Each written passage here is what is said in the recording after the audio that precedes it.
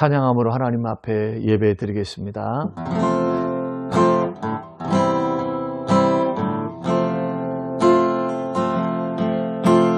오늘 비었다 지는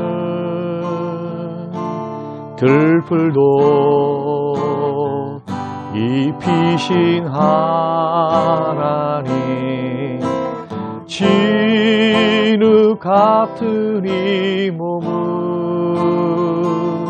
정금하게 하시네. 푸른 하늘을 나는 새들도 먹이는 하나님, 하물며 우리라 염려 필요 없네. 우리 마음속 깊은 곳에 영혼을 내리신 주, 죽음 이기신 영원한 생명을 약속하시었네.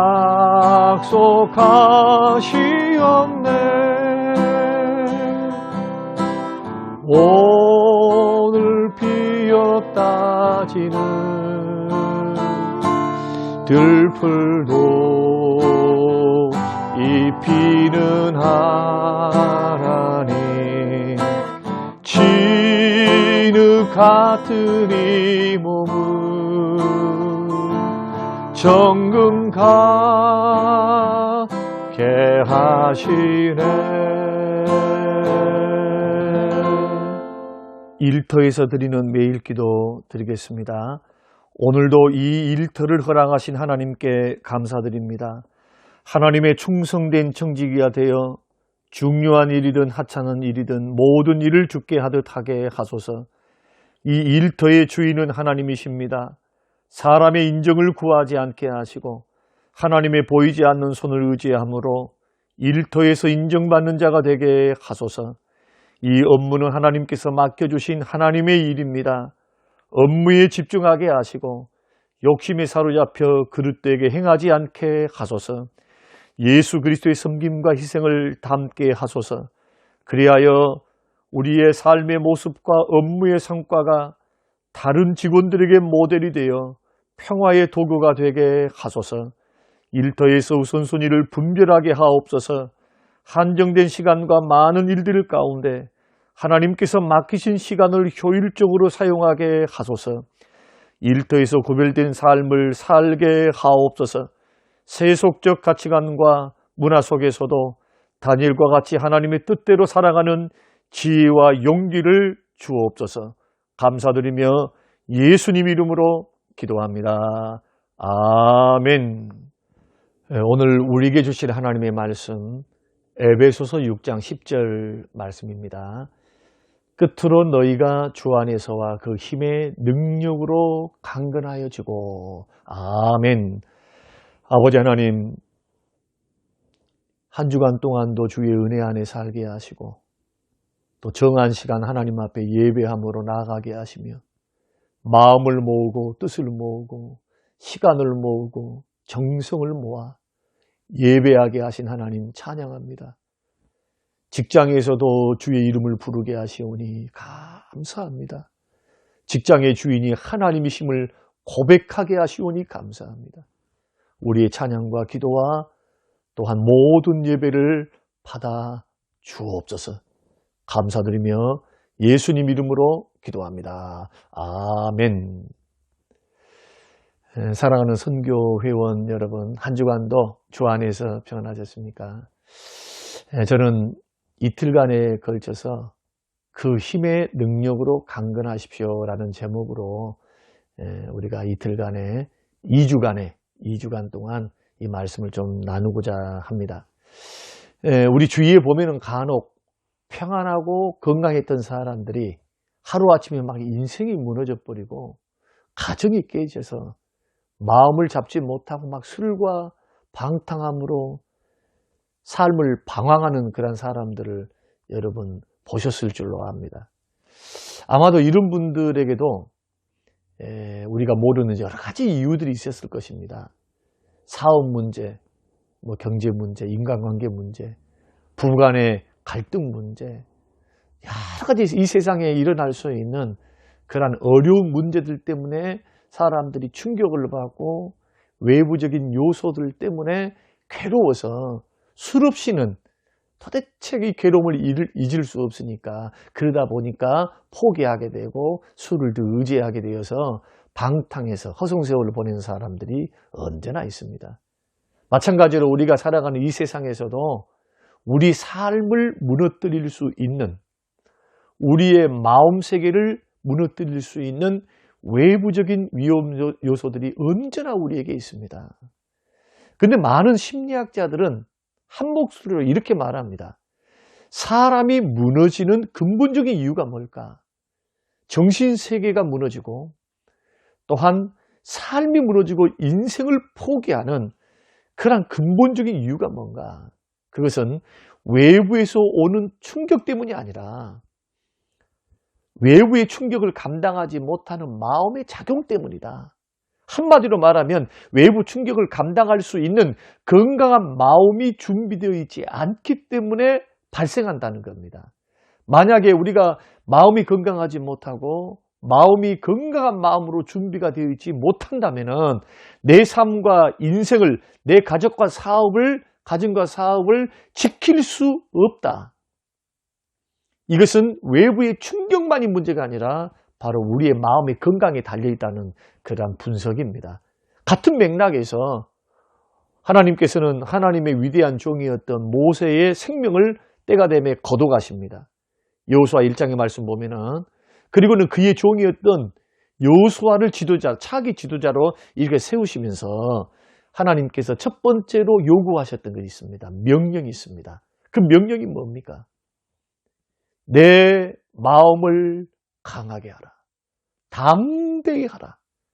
주님은 먼저 주의 종으로서 지도자로서 일을 하기 전에 먼저 마음을 강하게 하고 담대히 하라라고 이렇게 주문하셨거든요. 왜 그랬을까요?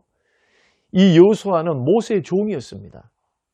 그리고 모세가 하는 일들을 지켜봤지만은 결코 이 길이 쉬운 길이 아니다는 것을 알았습니다. 왜냐하면 이 이스라엘 민족이 어떤 민족입니까? 불평과 원망을, 배신을 일삼는 불량민족이에요. 불량민족. 하나님이 세우신 지도자여도 자기 비유가 안 맞고 자기 뜻이 안 맞으면 언제나 돌을 들어서 치려고 합니다. 하나님도 두려워하지 않고 주의 종들도 두려워하지 않고 하나님의 질서도 이렇게 쉽게 생각하는, 소위 말해서 430년 동안의 이집트의 노예 근성을 그대로 가지고 있었던 민족이 바로 그 당시에 이스라엘 민족이었기 때문에 얼마나 두려웠겠습니까?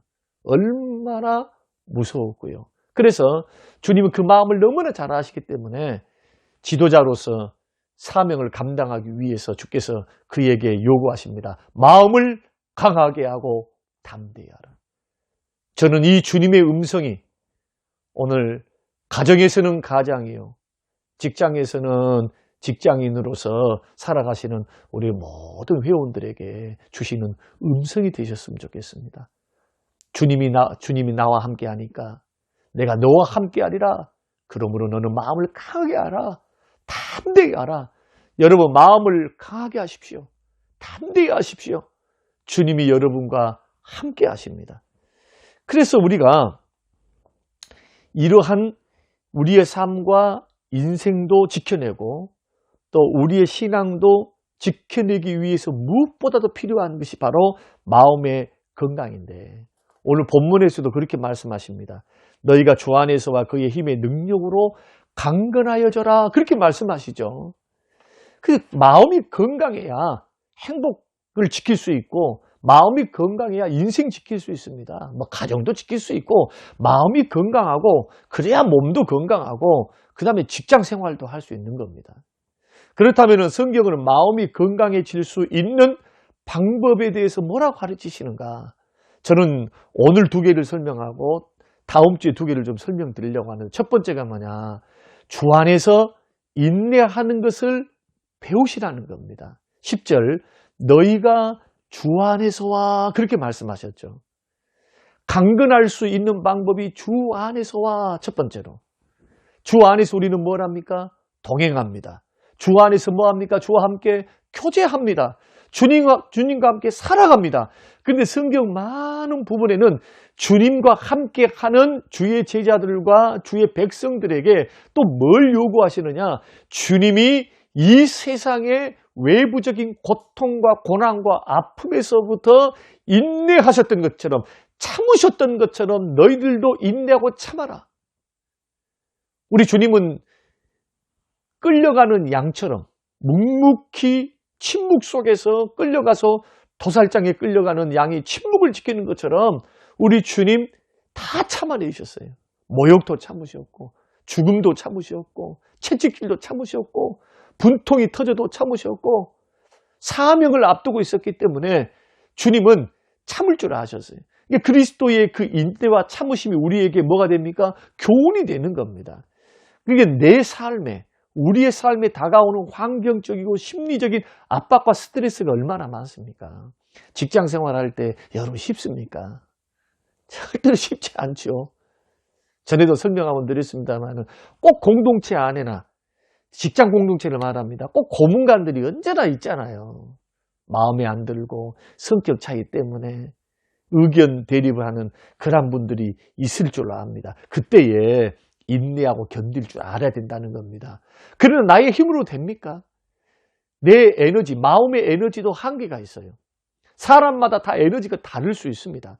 그래서 주 안에서 그 힘과 능력을 의지해야 됩니다. 그래야 마음이 강건해져요. 그런데 외부적인 압박과 스트레스를 자꾸 바깥으로 막 분노로 표출해서, 아니면 술로 풀고 분노로 풀고 가정에 가서 이 압박을 자꾸 처자식에게 전가시키는 분들이 있어요. 과거 우리 아버지 세대가 그랬거든요. 그러면 마음이 건강해질 수가 없어요. 처자식은, 가정은 깨지고 상처받고 나의 마음이 건강해질 수가 없어요. 더 악순환을 가져오게 됩니다.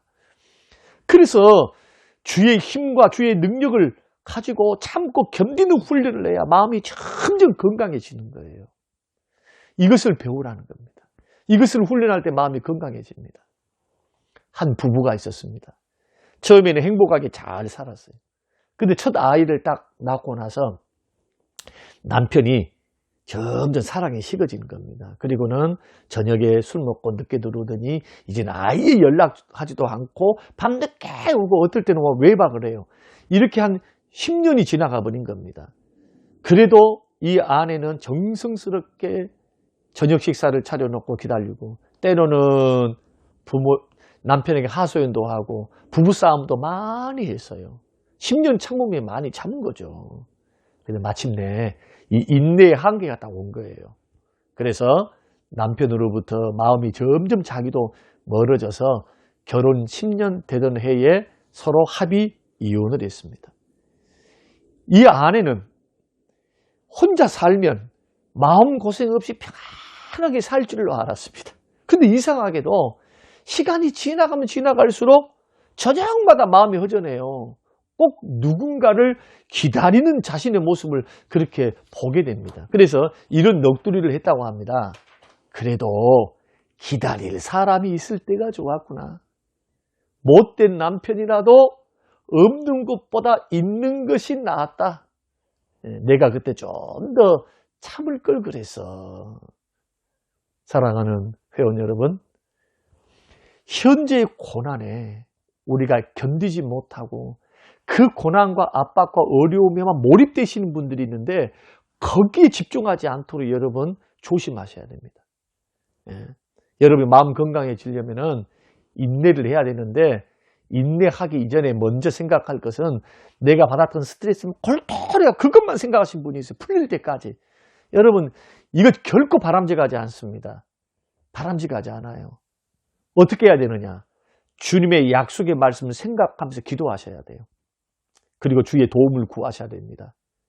인내할 수 있도록 도와달라고. 이 부정적인 생각에 지배당하지 않도록 기도해달라고. 그런데 화나고 골똘히 지금 뭔가 지금 마음속에 있음에도 기도 안 하죠. 형식적으로 기도하죠. 그러니까 문제가 발생하는 겁니다. 여러분 풀릴 때까지 기도하셔야 돼요. 순간순간 기도하세요. 마귀가 이 부정적인 감정 여기에 나를 함몰시키지 못하도록 예수 이름으로 물리치면서 기도하면서 인내해야 된다. 또 하나님의 손길을 믿고 인내를 하셔야 돼요. 자꾸 주님이 도와주실 줄 믿고. 근데 인내해야 될 때 인내하지 못하면 어떻게 될까요?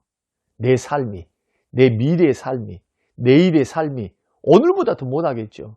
왜냐하면 이 위기관리, 지금 고통스럽고 압박받는 이것에서 승리를 못하고 자꾸 힘들다 한 것을 전가시키거나 남에게 폭발시키면 관계가 더 어려워지거든요. 관계가 어려워지면 하나님의 응답이 없어요. 하나님이 기뻐하지 않습니다. 그런데 내일의 소망을 품고 내가 인내해야 할 때 조금 더 주를 바라보면서 기도하면서 인내하면 어떻게 될까요? 그만큼 내일의 삶이 오늘보다 더 좋아져요. 그런데 삶만 좋아진 것이 아니라 내 마음의 크기도, 내 마음의 건강의 크기도 커져간다. 이것이 첫 번째입니다. 그 두 번째는 뭐냐? 상대를 변화시키려고 하지 말고 내가 먼저 변화되도록 노력하라는 겁니다. 내 마음이 건강해지기를 원한다면 남들을 막 고치려고 하지 마시고 문제가 나에게 있음을 발견하고 내가 하나님 앞에 철저히 변화되기를 위해서 오히려 애쓰는 것이 더 쉽다는 겁니다. 가끔 주위 사람들을 보면은 자신의 부족한 모습을 보지 않고 남이 변했으면 좋겠다 생각하시는 분들이 있어요. 내 직장 동료가 더 변했으면 좋겠다. 저 사람 왜 저래? 하면서 목회자들도요. 가끔 교인들이 좀 이렇게 변했으면 좋겠다. 이것은 모든 목회자들이 갖고 있는 겁니다. 그러나 남의 변화를 기도하는 것보다 나의 변화를 시도하고 기도하는 게 더 나아요. 이것은 오랜 시행착오를 통해서 겪는 겁니다. 여러분, 사람 잘 안 변합니다. 인격적으로 주를 만나기 전까지 잘 안 변해요. 또 깨닫기까지는 잘 안 변합니다. 그래서 문제가 남의 책임인 줄 알고 자꾸 남의 변화만을 요구하면 문제는 더 꼬여요. 그런데 문제가 내 책임인 줄 알고 나의 변화를 자꾸 추구하면 문제는 점점 풀리게 됩니다. 어느 날 한 목사님께서 교인들 때문에 너무 마음이 상해가지고 고통이 심해서 결심을 했대요. 내가 그를 변화시켜서 새 사람 만들어야 되겠다. 아니면은 해도 안 되면 내보내야 되겠다. 라고 하나님 앞에 기도를 시작했대요. 주님, 그 성도를 변화시켜 주세요. 주님, 그 사람 변화시켜 주세요. 아니면 교회를 나가게 해주세요. 그때 마음속에 이런 하나님의 음성이 들렸대요. 아무개 목사야, 나도 그를 고칠 능력이 없어도 내가 십자가에 죽었다. 고칠 능력은 없어도 너는 죽을 능력은 있지 않느냐. 그 성도를 고치는 것보다 네가 죽는 것이 더 쉽다. 너 더 죽어라. 그 음성을 듣고 이 목사님의 기도가 바뀌었대요. 주님, 저를 변화시켜 주세요. 품지 못하고 더 인내하지 못하고 더 사랑하지 못하고 이런 나의 옹졸한 마음을 주님 변화시켜 주세요. 그 기도 후에 이 목회에 변화가 일어났대요. 막 기쁨과 평안이 그렇게 넘쳐나더라는 겁니다.